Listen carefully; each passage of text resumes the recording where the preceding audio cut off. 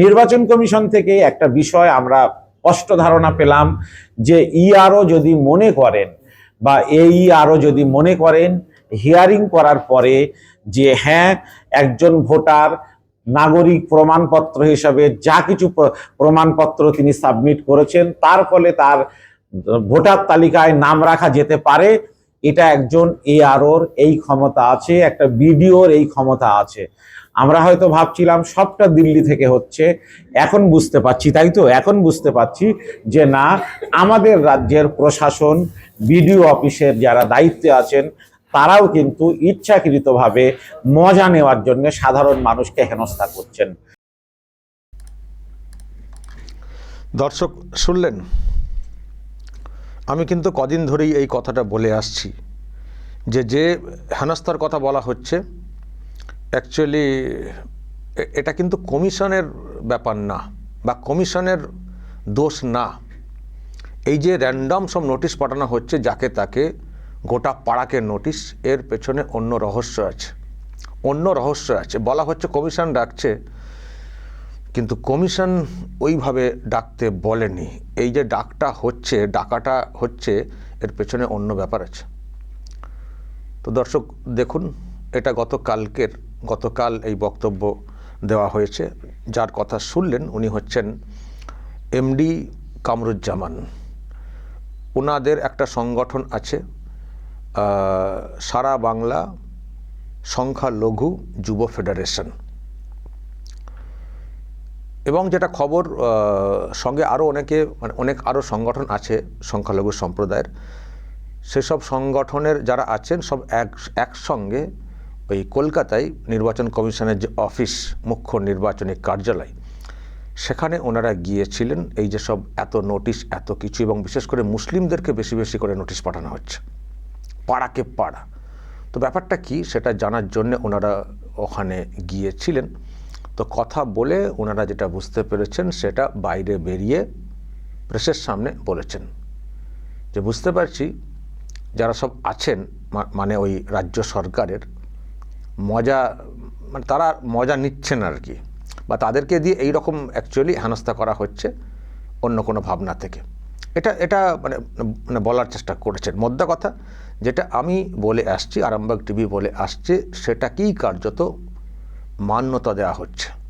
যে কমিশনের notice, commission ডাকছে, কমিশন নাম বাদ দিতে চাইছে, কমিশন মানুষকে হ্যারাস করছে, এই যে কথাটা, তারপরে দিল্লি থেকে সব নাম বাদ দিয়ে দেওয়া হচ্ছে, কথাটা অ্যাকচুয়ালি ওটা না, মানে ওটা অ্যাকচুয়ালি ব্যাপারটা না।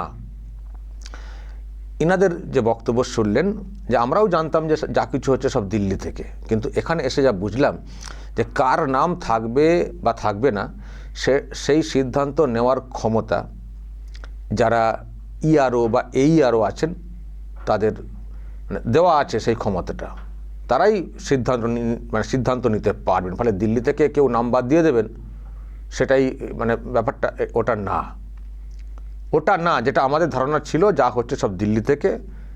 হয়তো উনি, আমি জানি না পরবর্তী সময়ে বলেছেন কিনা, যে যারা ওই ধারণা তৈরি করছিলেন যে যা হচ্ছে সব দিল্লি থেকে, সেটা যে ঠিক নয় সেটা ওনারা এখানে এসে বুঝেছেন যে এখানে একটা চক্র কাজ করছে। কমিশনের অধীনে কাজ করছেন সবাই, কিন্তু কমিশনের অধীনে কাজ করলেও তারা যেন অন্য কারো অধীনে তাদের অঙ্গুলি হেলনে কাজটা করছেন মানুষকে হ্যারাস করার জন্য। উনি বললেন মজা পাওয়ার জন্য। মজা বলতে মজা তো অবশ্যই, কিসের মজা? যে দেখো তোমরা এসআইআর করছো, আমরা তো এসআইআর চাইছিলাম না, ঠিক আছে করছো তো, দেখো এবার এই এসআইআরকে দিয়েই তোমাদেরকে উল্টো দেব, দেখো আমরা কি করে খেলছি। সেই মজাটা খেলতে পারছেন তারা, সত্যিই মানুষকে খেপাতে পেরেছেন। মুসলিম সম্প্রদায়ের লোকেদের মধ্যে প্রশ্ন তৈরি করতে তারা পেরেছেন যে নাম বাদ দিয়ে দেওয়ার চেষ্টা হচ্ছে, বিজেপির দিকে আঙুলটা তোলা হয়েছে, তো সেটাকে এস্টাবলিশ করতে তারা পেরেছেন। সেই জন্যই দেখতে পাচ্ছি তো যে সব ক্ষোভ বিক্ষোভ চলছে রাজ্যের বিভিন্ন প্রান্তে। এটা হচ্ছে মজা, যে খুব এসআইআর দেখো, এই এসআইআরটাকে নিয়ে কীরকম বাসটা দিলাম উল্টো দিকে, যে খুব আমাদের হচ্ছে নাম বাদ দেব, হয়তো তারা মনে মনে ভাবেন যে নাম থাকলে সুবিধা হবে, মারা গেছেন তো কী হয়েছে, ভোটের দিনে ঠিক সব জ্যান্ত হয়ে যাবেন, সে আমরা ব্যবস্থা করে দেবো। তো এখন যেহেতু এসআইআর মানে তো সব চলবে না, সব নাম টাম বাদ দেওয়ার কথা, তো সেই মতোই প্রসেস চলছে। কিন্তু এখন সেটাকে মানে গুলিয়ে দিয়ে পাল্টা একটা পলিটিক্যাল মাইলেজ নেওয়ার একটা চেষ্টা, এবং সেটাতে তারা সফল হয়েছে অনেকাংশে শাসক শিবির। সেটা হচ্ছে মজা, আর সেই মজার ব্যাপারটা লোকালে যারা আছেন তাদেরকে দিয়ে করানো হচ্ছে। সব জায়গায় যে বিডিও বা ইআরও এইআরওরাই একেবারে সব কিছু নোটিশ মানে সিদ্ধান্ত নিচ্ছেন সেটা না, যা পুরোটা তার উপরের লোকেরা ডিরেকশন দিচ্ছেন, উপর থেকে কন্ট্রোল হচ্ছে, ডিরেকশন আসছে, নিচুতলায় যারা আছেন তারা করতে বাধ্য হচ্ছেন। নোটিশ সব জেনারেট করে দেওয়া হয়েছে, বাস সেই মতো করে চলতে বাধ্য হতে হচ্ছে। বুঝতে পারছেন, সবটা যে বিডিও অফিসের লোক যারা দায়িত্বে আছেন তারাই, মানে যারা ইআরও তারাই যে ইচ্ছে করে তাদের করে তারা মানে ওখান থেকে ডিরেকশন অনুযায়ী তারা কাজ করছেন, মানে লোকালি ডিরেকশন অনুযায়ী, সেটা কিন্তু ভাবলে চলবে না। এটা ভেবে রাখতে হবে তাদের উপর থেকে ডিরেকশন আছে, এই করো।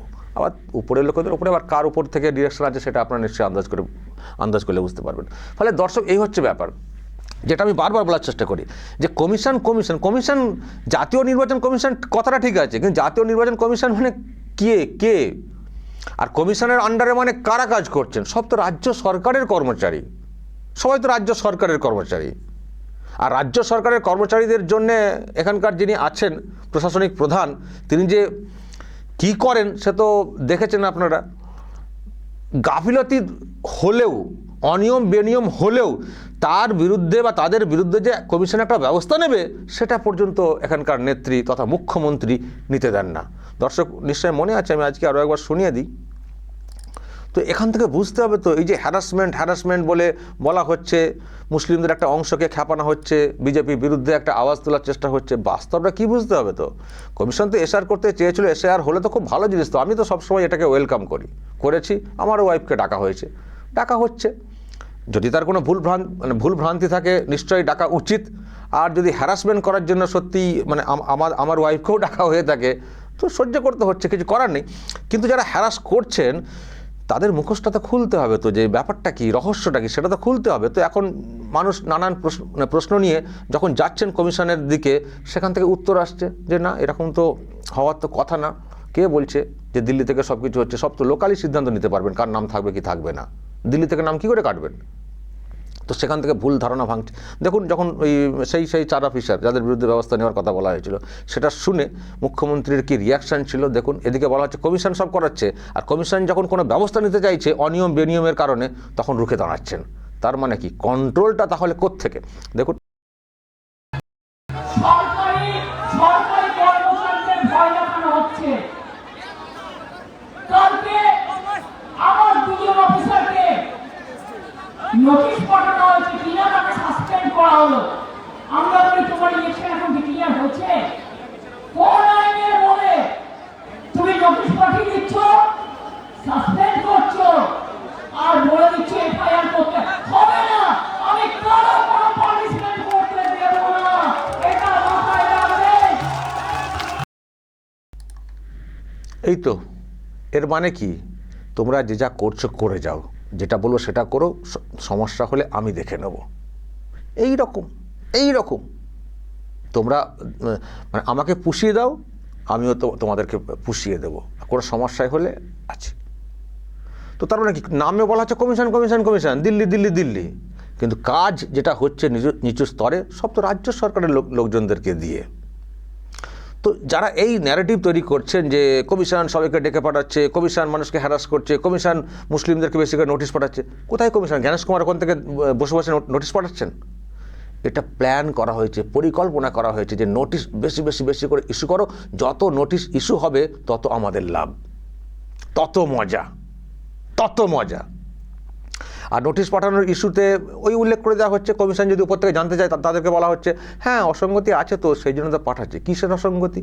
যে অসঙ্গতি, যেটা কমিশন বলেও দিয়েছিল যে অসঙ্গতি দেখলেই মানে ডাকবেন এরকম কোনো ব্যাপার না, দেখবেন বিএলও যিনি আছেন বা যারা আছেন তাদেরকে দিয়ে ওটা সলভ হয়ে যায় কিনা আগে সেটা করে নেবেন। বিএলও সিদ্ধান্ত নিতে না পারলে বিএলও রেফার করবেন যে একটু হিয়ারিং করে চেক করুন আপনারা। তখন হিয়ারিং। তো সেটা করলে এতজনকে এই পাড়াকে পাড়া নোটিশ পাঠাতে হতো বা এই লাইন দিয়ে দাঁড়াতে হতো বিডিও অফিসের সামনে।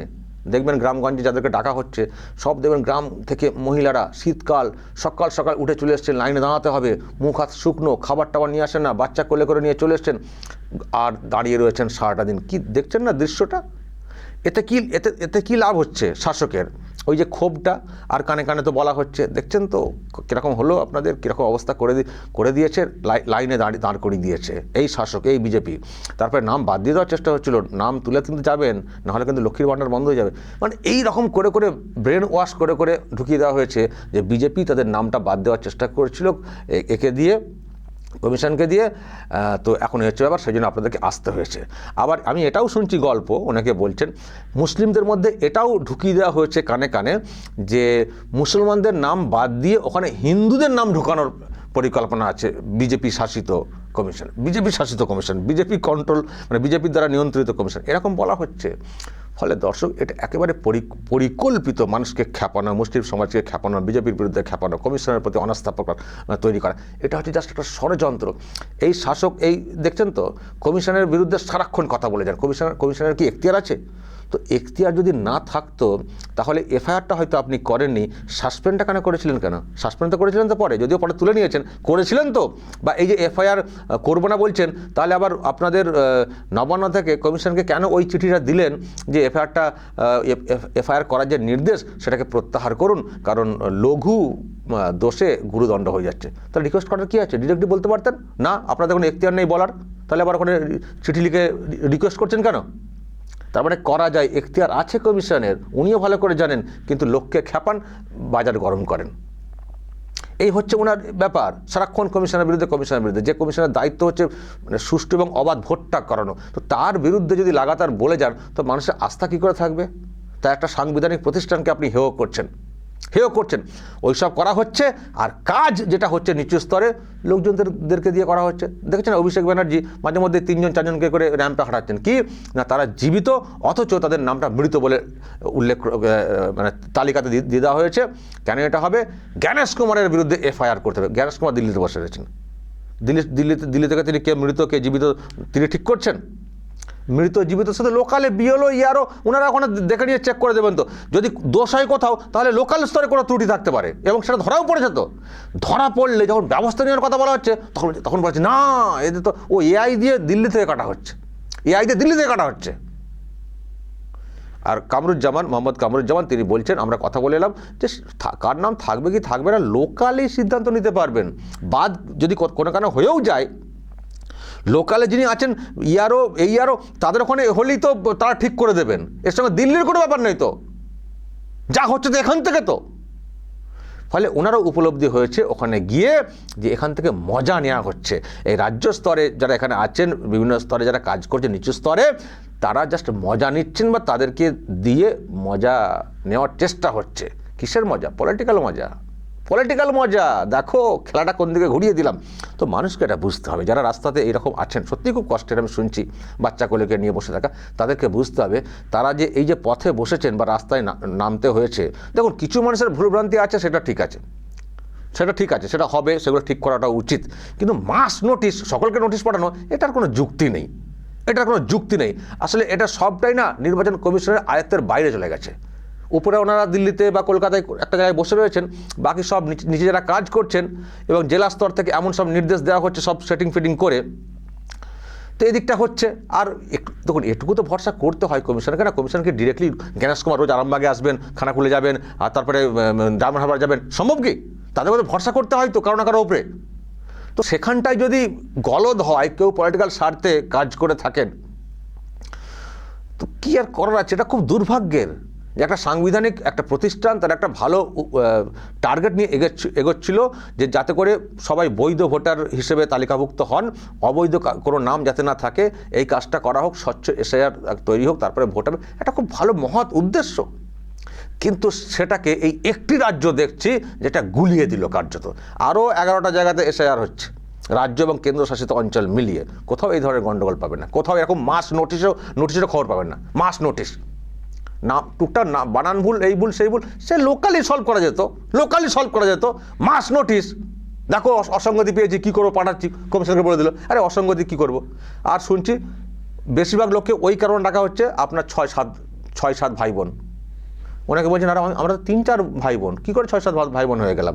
দেখুন কোথাও কোথাও এরকম হয়েছে, বাবা ভাড়া নিয়ে নাম উঠেছে, কিন্তু তা বলে আমি সবাইকে ডেকে পাঠাবো, সবাইকে 7 ভাইকে ডেকে পাঠালাম, তার বাবা বেঁচে আছে বাবাকে না ডেকে সবাইকে ডেকে পাঠালাম, বাবাকেও ডেকে পাঠালাম চুনের সময়, এইসবের তো কোনো যুক্তি নেই। তো আরও তো প্রসেস হতে পারতো কম লোককে ডাকার।